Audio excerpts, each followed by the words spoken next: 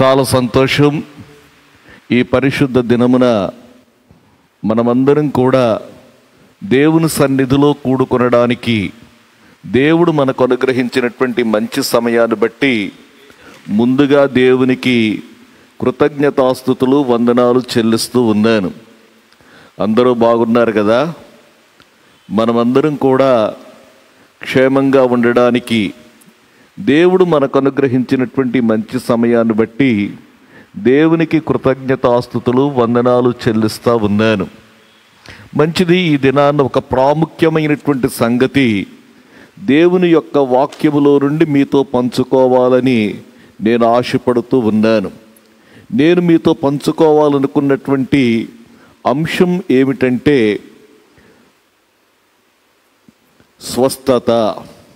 స్వస్థతను గూర్చి నేను మీతో మాట్లాడాలనుకుంటూ ఉన్నాను.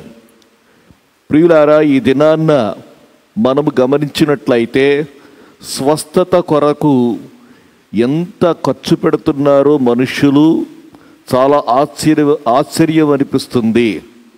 బాగుండాలని, ఆరోగ్యంగా ఉండాలని, స్వస్థపరచబడాలని మరి కోట్లాది రూపాయలు, లక్షలాది రూపాయలు వెచ్చిస్తూ ఉన్నారు. స్వస్థత కొరకు పరుగులెత్తుతూ ఉన్నారు. మరి ఎక్కడ చూచినా, ఏ హాస్పిటల్ చూచినా ఖాళీ లేనటువంటి పరిస్థితి. మరి ఇలాంటి దినాల్లో మనము జీవిస్తూ ఉన్నాం. స్వస్థత కొరకు మానవుడు చేయని ప్రయత్నం అంటూ లేదు. ఈ రోజున దేవుని యొక్క వాక్యములో నుండి కొన్ని మాటలు స్వస్థతను గూర్చి నేను మీతో మాట్లాడాలనుకుంటూ ఉన్నాను. ఈ మాటలు చాలా జాగ్రత్తగా గమనించండి.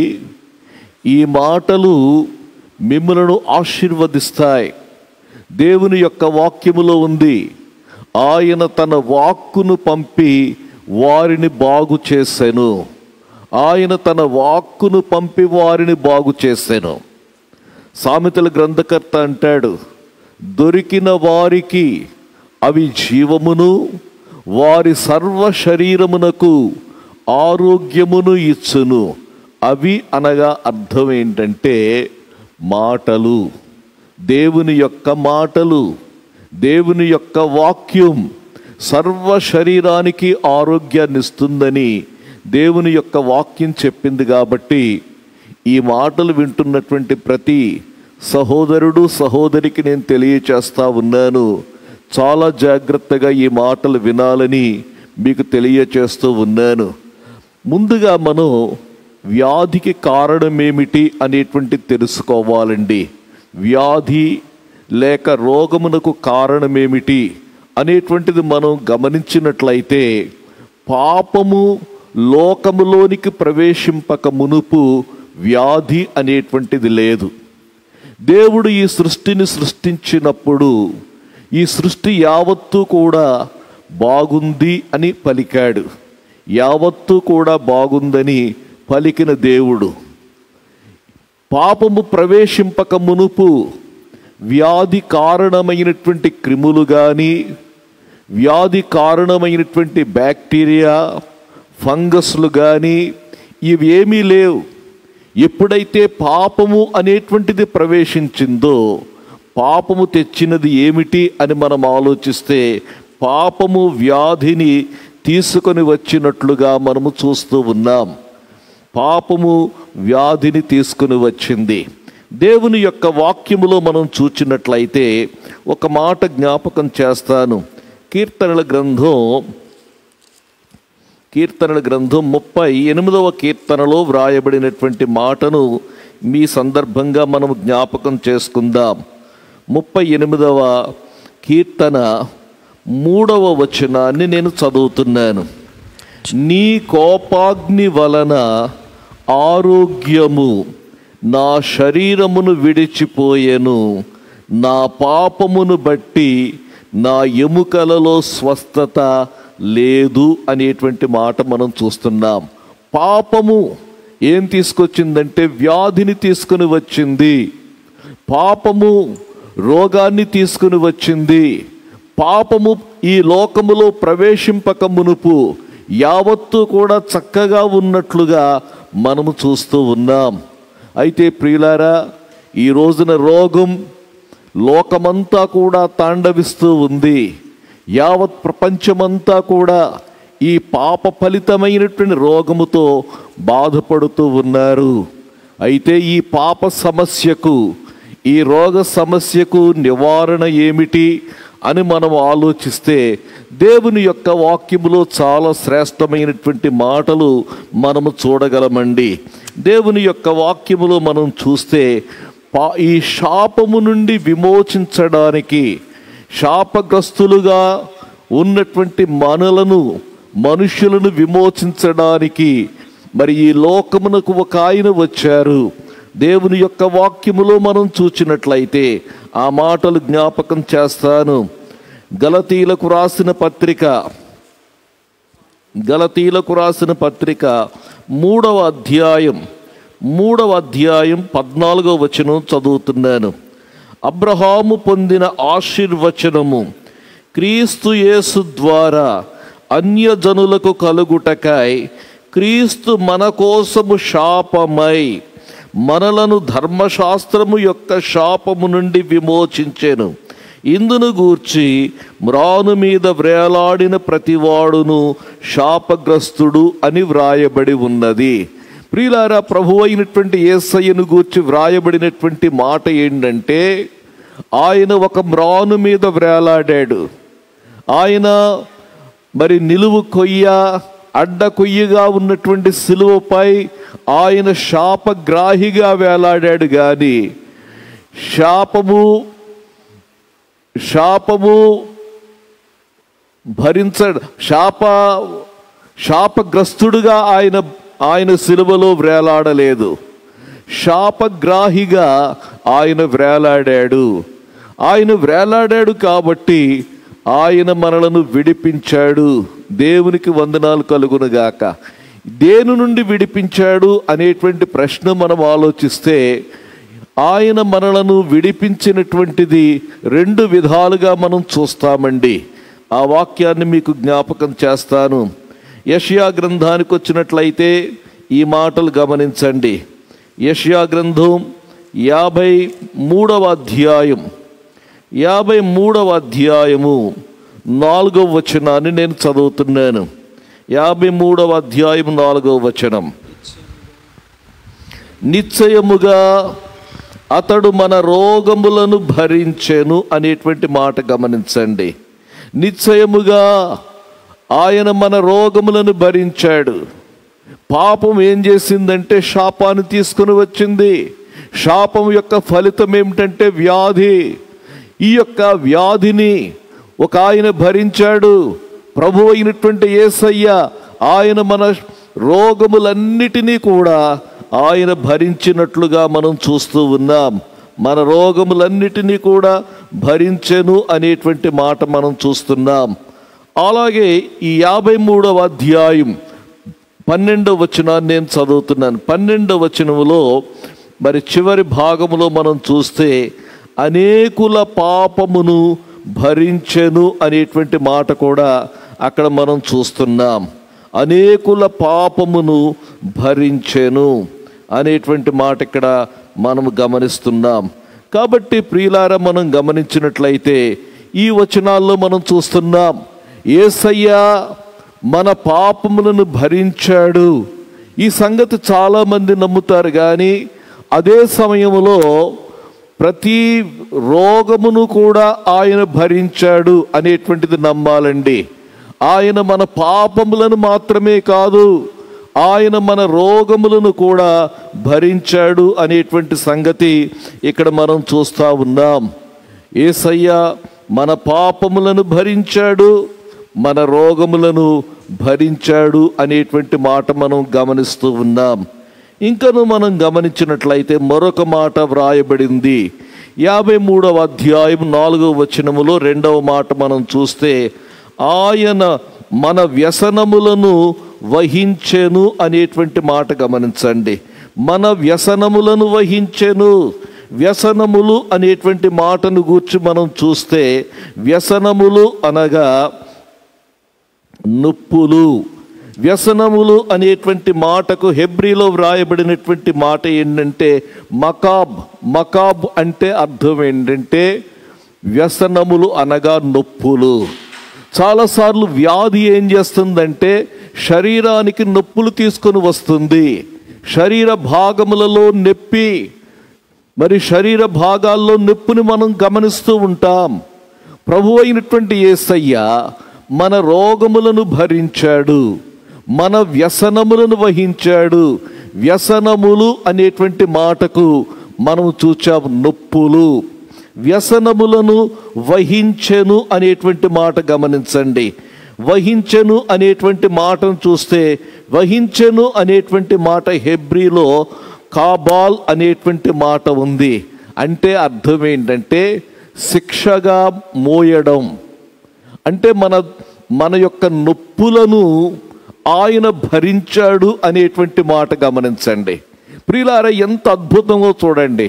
ప్రభు అయినటువంటి యేసు మన యొక్క పాపములను భరించాడు. దేవుని యొక్క వాక్యములో వ్రాయబడి ఉంది, లోక పాపమును మోసుకొని పోవు దేవుని గొర్రె పిల్ల, పాపములన్నీ కూడా ఆయనపై మోపబడ్డాయి. అపోస్తలుడైనటువంటి పౌలు గారు అంటాడు, పాపమెరుగని యేసు మన కొరకు పాపమయ్యాడు. పాపమెరుగని యేసు మన కొరకు పాపమయ్యాడు. మన పాపములన్నీ కూడా యేసయ్యపై మోపబడ్డాయి. దేవునికి స్తోత్రం కలుగునుగాక. ప్రతి పాపమును ఆయన మోశాడు. ప్రియులారా, ఇది శుభవార్త అండి. నీ ప్రతి పాపము ప్రభు అయినటువంటి యేసు మీద మోపబడింది. పాపమెరుగని యేసు ఆయన పాపమయ్యాడు. దేవుని యొక్క వాక్యములో ఒక మాట జ్ఞాపకం చేస్తాను. మొదటి యోహాను పత్రిక 4వ అధ్యాయములో వ్రాయబడినటువంటి మాటను మీకు తెలియచేస్తాను. మూడవ అధ్యాయం, మొదటి యోహాను పత్రిక 3వ అధ్యాయం 5వ వచనంలో మనం చూసినట్లయితే, పాపములను తీసివేయుటకై ఆయన ప్రత్యక్షమాయనని మీకు తెలియను, ఆయన యందు పాపమేమీయూ లేదు. పాపములను తీసివేయుటకై ఆయన ప్రత్యక్షమాయను, ఆయన యందు పాపమేమీయూ లేదు.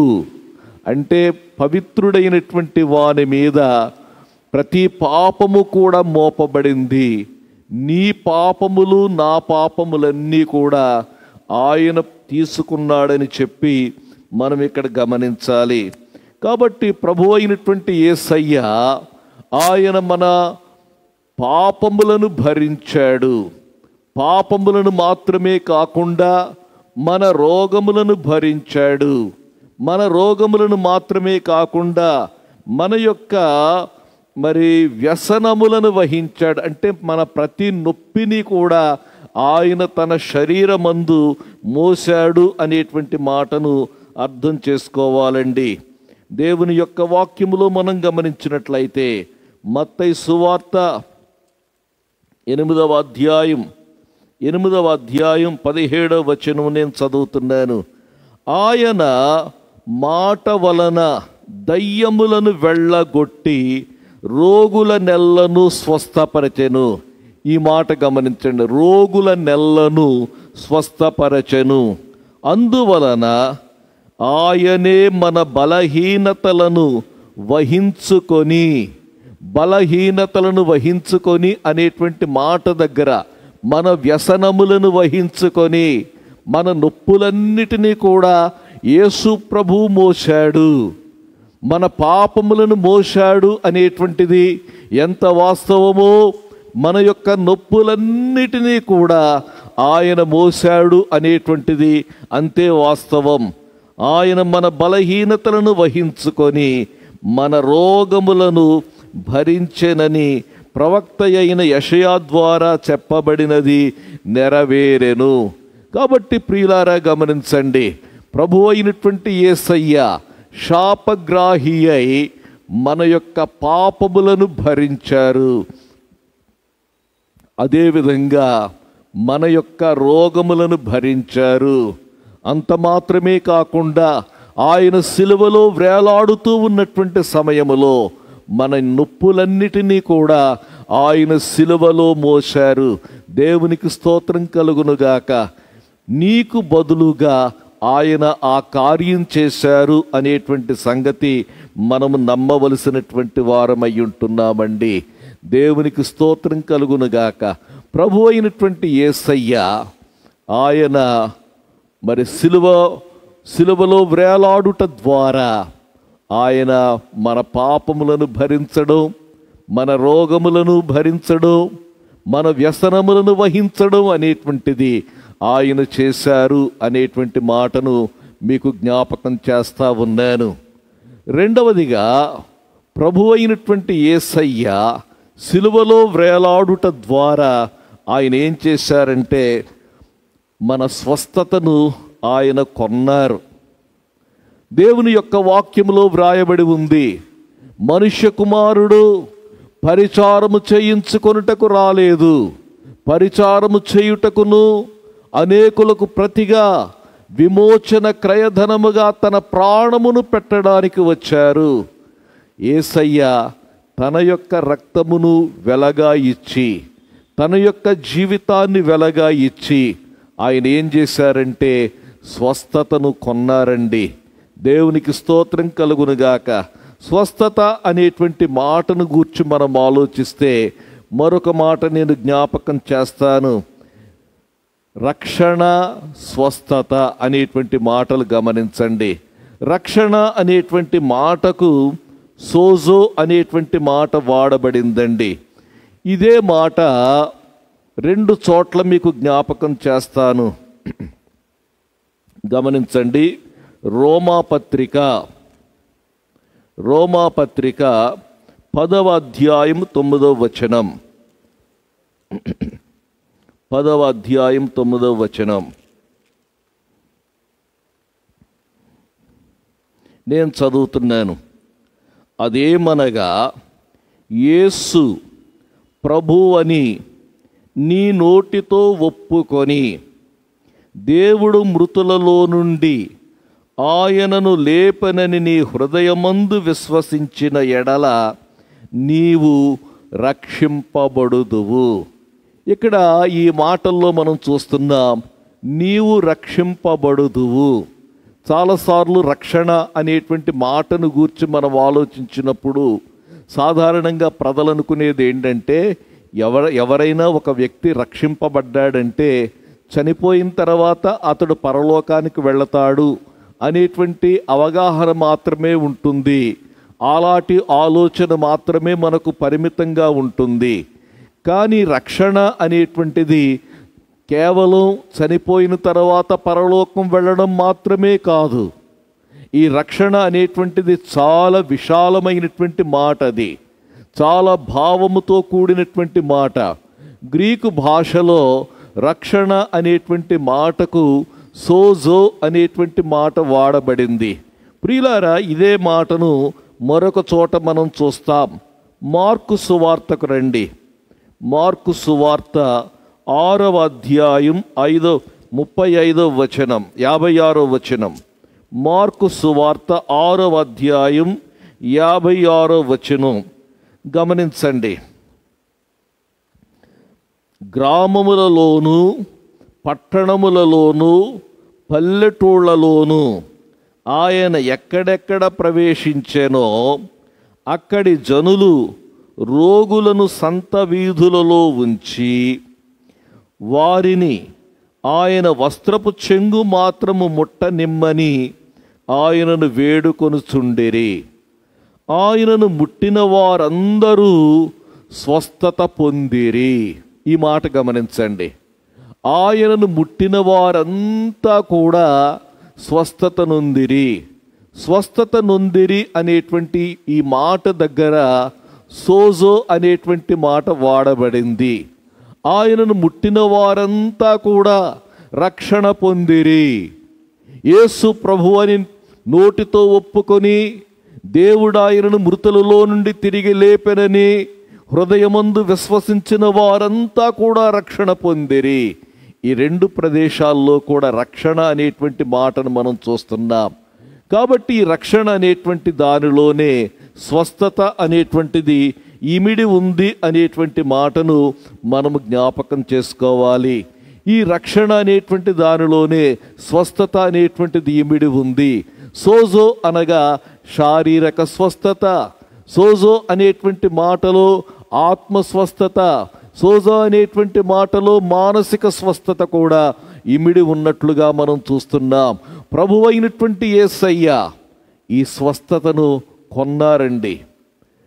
మనుష్య కుమారుడు పరిచారము చేయించుకొనుటకు రాలేదు గాని పరిచారము చేయుటకును అనేకులకు ప్రతిగా క్రయధనముగా, విమోచన క్రయధనముగా, వారికి పాపము నుండి విడిపించే క్రయధనముగా తన ప్రాణమునివ్వడానికి వచ్చాడు. అంటే తన ప్రాణమును వెలగా చెల్లించి ఈ యొక్క స్వస్థతను లేక ఈ విమోచనను ఆయన కొన్నట్లుగా మనం చూస్తూ ఉన్నాం. స్వస్థత క్రీస్తు తన యొక్క అమూల్యమైనటువంటి ప్రాణము పెట్టి కొన్నది అనేటువంటి మాటను జ్ఞాపకం చేస్తూ ఉన్నాను. ఆయన భరించాడు, ఆయన కొన్నాడు అనేటువంటి మాటను తెలియచేస్తూ ఉన్నాను. ప్రియమైనటువంటి సోదరి సోదరుడా, ఒకవేళ నీవు ఏ స్థితిలో ఉన్నావో నాకు తెలియదు కానీ ఈ మాటలు నీ హృదయములో భద్రపరుచుకో. నీ హృదయం అనేటువంటి నేలలో వీటిని పాతి పెట్టుకో. రోజు కూడా ఈ మాటలు ఎదగని, ఈ మాటలు ఎదిగితే ఈ మాటల యొక్క ఫలమును నీవు అనుభవించగలుగుతావు. దేవునికి మహిమ కలుగునుగాక. ప్రభు అయినటువంటి యేసయ్య నీ పాపము భరించాడు, నీ రోగం భరించాడు, నీకున్నటువంటి నొప్పును మోసాడు, నీ స్వస్థత కొరకు కావలసిన వెల చెల్లించాడు. మూడవదిగా జ్ఞాపకం చేస్తా ఉన్నాను, ఆయన నేటికి నీ స్వస్థపరచుతూ ఉన్నాడు అనేటువంటి మాటను జ్ఞాపకం చేస్తా ఉన్నాను. నేటికి నీ స్వస్థపరుస్తూ ఉన్నాడు. దేవుని యొక్క వాక్యములో ఈ మాటను జ్ఞాపకం చేసుకుందాం. హెబ్రీలకు రాసిన పత్రిక 13వ అధ్యాయములో ఈ మాట కనబడుతూ ఉందండి. 13వ అధ్యాయములో మనం గమనించినట్లయితే యేసుక్రీస్తు నిన్న నేడు ఒక్కటే రీతిగా ఉన్నాడు. 8వ వచనం, యేసుక్రీస్తు నిన్న చేసిన వాడు నేడు చేస్తూ ఉన్నాడు. నిన్న నేడు ఒకటే రీతిగా ఉన్నాడని చెప్పి దేవుని యొక్క వాక్యములో మనం చూస్తూ ఉన్నాం. అది జరిగిపోయినటువంటిది కాదు, నేటికి కొనసాగుతూ ఉన్నటువంటి పరిచర్య అని మనము గమనించాలి. యేసయ్య ఈ రోజుకు కూడా ఏం చేస్తున్నాడంటే ఆయన స్వస్థపరచుతూ ఉన్నాడు. దేవునికి స్తోత్రం కలుగునుగాక. ఆయన స్వస్థపరచువానిగా మనము చూస్తూ ఉన్నాం. తన సేవకుల ద్వారా స్వస్థపరుస్తూ ఉన్నాడు. మరి నేటికి కూడా ఆయన స్వస్థపరిచేటువంటి దేవునిగా ఉన్నట్లుగా మనం చూస్తూ ఉన్నాం. చాలాసార్లు మనము స్వస్థత పొందకపోవడానికి గల కారణం ఏంటో తెలుసా? మనము నమ్మకపోవడమే. దేవుని యొక్క వాక్యములో ఉంది, వారి యొక్క అవిశ్వాసమును బట్టి ఆయన ఏ ఒక్క అద్భుత కార్యము చేయలేదు అనేటువంటి మాట మనం చూస్తూ ఉన్నాం. స్వస్థత పొందకపోవడానికి గల కారణం వారు నమ్మకపోయారు. నమ్మలేదు కాబట్టి వారు స్వస్థత పొందలేకపోయారు. ఈరోజు కూడా ప్రభు అయినటువంటి యేసయ్య స్వస్థపరిచేటువంటి వానిగా ఉన్నట్లుగా మనము గమనించాలి. దేవునికి స్తోత్రం కలుగునుగాక. ఈ మాటలు వింటున్నటువంటి సోదరి సోదరుడా, ఒకవేళ నీవు ప్రభు ద్వారా స్వస్థపరచబడాలి అని నీవు ఆశపడుతున్నట్లయితే నీ యొక్క శారీరక స్వస్థత కానీ, మానసిక స్వస్థత కానీ, ఆత్మీయమైనటువంటి స్వస్థత కానీ నీవు పొందాలని నీవు ఆశపడుతూ ఉన్నట్లయితే ఎలా స్వస్థపరుస్తాడు ఆయన అని నీవు అడగొచ్చు. కొన్ని మాటలు జ్ఞాపకం చేస్తాను. ఆయన స్వస్థపరిచేటువంటి విధానాలు మనం చూచినట్లయితే మాట ద్వారా స్వస్థపరుస్తాడండి. మత్తయి సువార్త 8వ అధ్యాయములో వ్రాయబడినటువంటి మాటను ఈ సందర్భంగా మీ జ్ఞాపకం చేస్తాను. 8వ అధ్యాయం 5వ వచనం, 8వ అధ్యాయం 5వ వచనం నుండి మనం చదివితే ఈ మాటలు కనబడతాయి.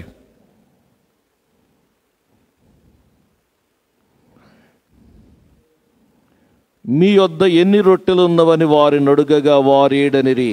అప్పుడు ఆయన నేల మీద కూర్చుండుడని జనులకు ఆజ్ఞాపించి ఆ 7 రొట్టెలు పట్టుకొని కృతజ్ఞతాస్తుతులు చెల్లించి తన శిష్యులకిచ్చెను. వారు జనసమూహములకు వడ్డించిరి. ప్రియులారా, ఈ వాక్యంలో మనం చూస్తూ ఉన్నాం, ఆయన మాటలు అధికారము కలిగినటువంటి మాటలుగా మనము గమనించాలండి. ఆయన మాటలు అధికారము కలిగినటువంటి మాటలు. క్షమించండి, మత్తయి సువార్త 8వ అధ్యాయం 5వ వచనం నుండి మనం చూస్తే 8వ వచనములో వ్రాయబడి ఉంది, ప్రభువా, నీవు నా ఇంటిలోనికి వచ్చుటకు నేను పాత్రుడను కాను. నీవు మాట మాత్రము సెలవిమ్ము,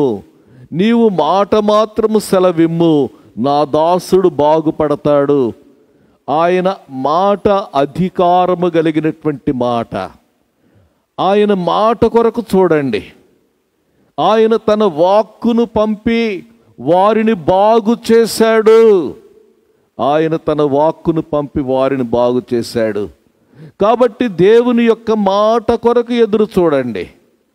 ధ్యానంలో మనం విన్నాం, గిలాదు నాది అనేటువంటి మాట మనం విన్నాం. గిలాదు అనగా స్వస్థత. గిలాదులో ఉన్న గుగ్గిలము స్వస్థపరిచేటువంటిది. గిలాదు పర్వతం మీద ఉన్నటువంటి గుగ్గిలపు చెట్ల యొక్క ఆకులు స్వస్థపరిచేటువంటి ఆకులు. గిలాదు నాది అంటే అర్థం ఏంటంటే స్వస్థత నాది అని గనక నీవు అర్థం చేసుకుంటే, స్వస్థత నాకు చెందినదని గనక నీవు అర్థం చేసుకుంటే నీవు స్వస్థపరచబడతావనేటువంటి మాటను నేను జ్ఞాపకం చేస్తూ ఉన్నాను.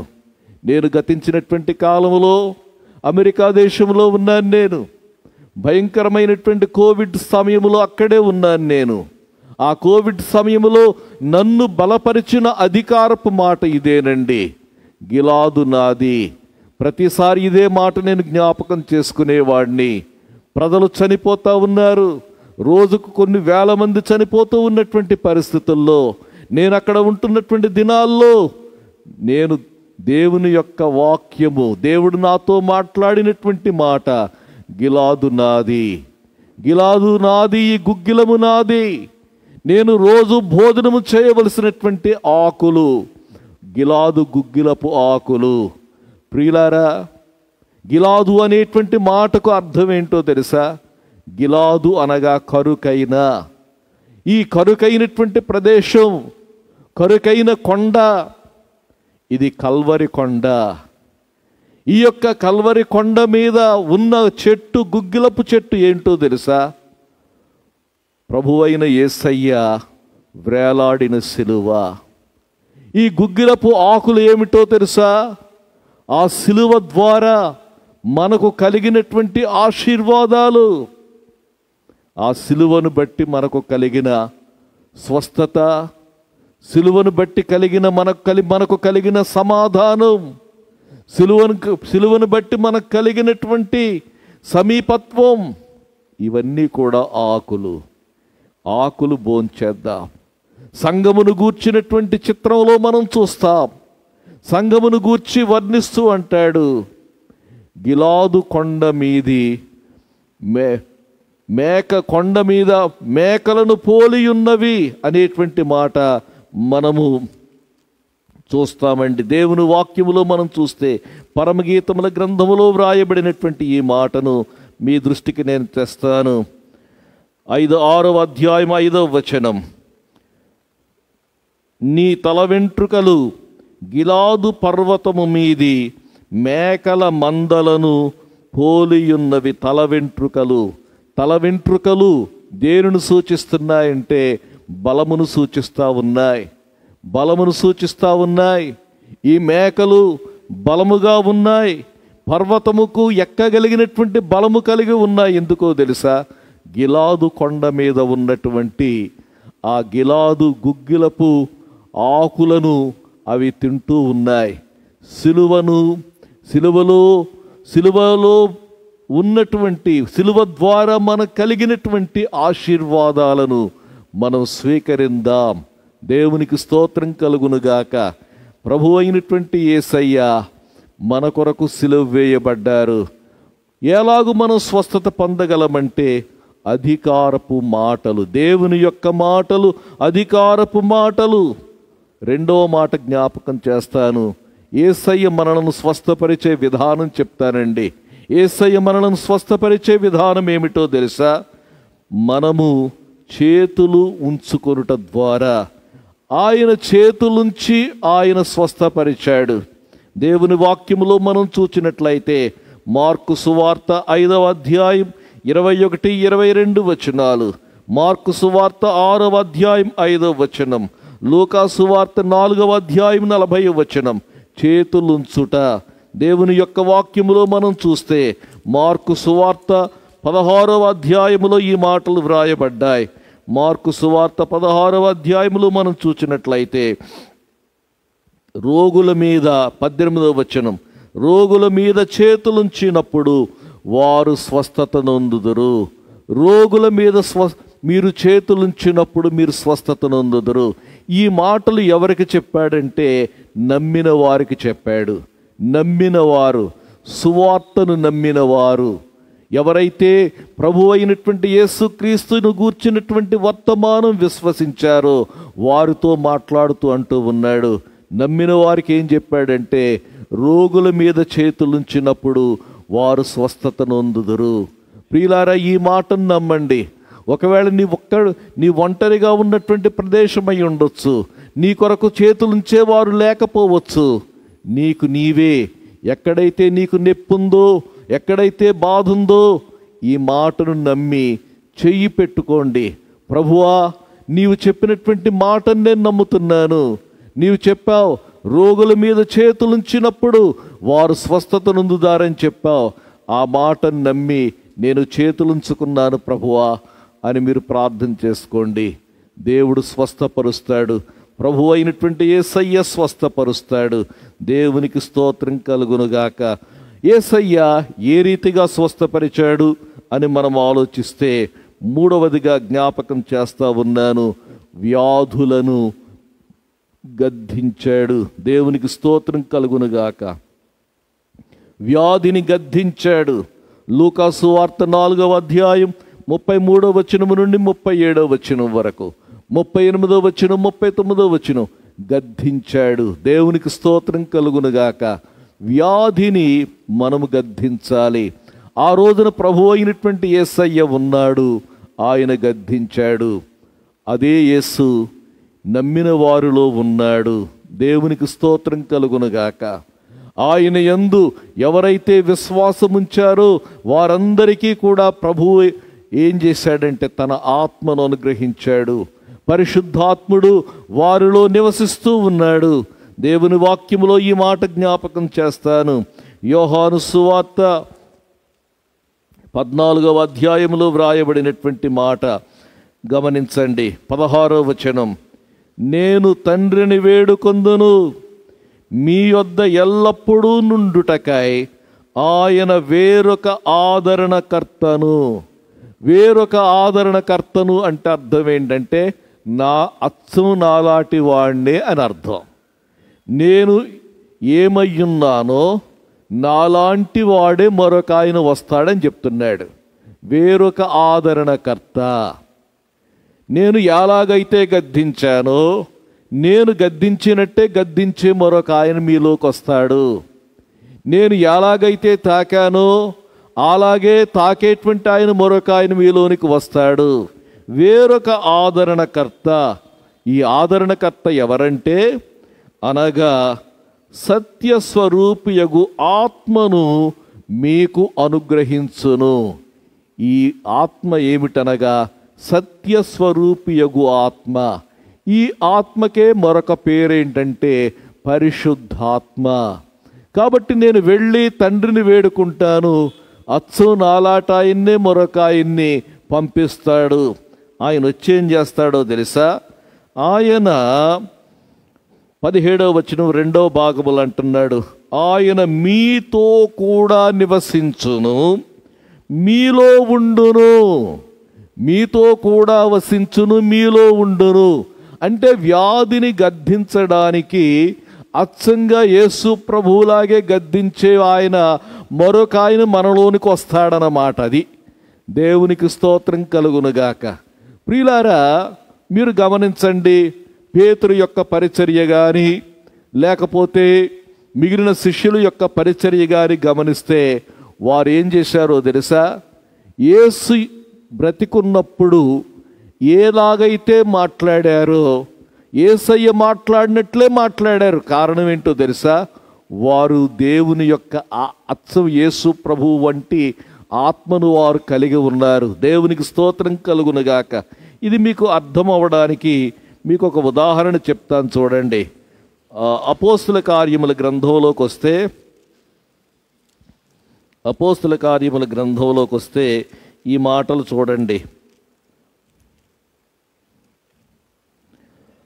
9వ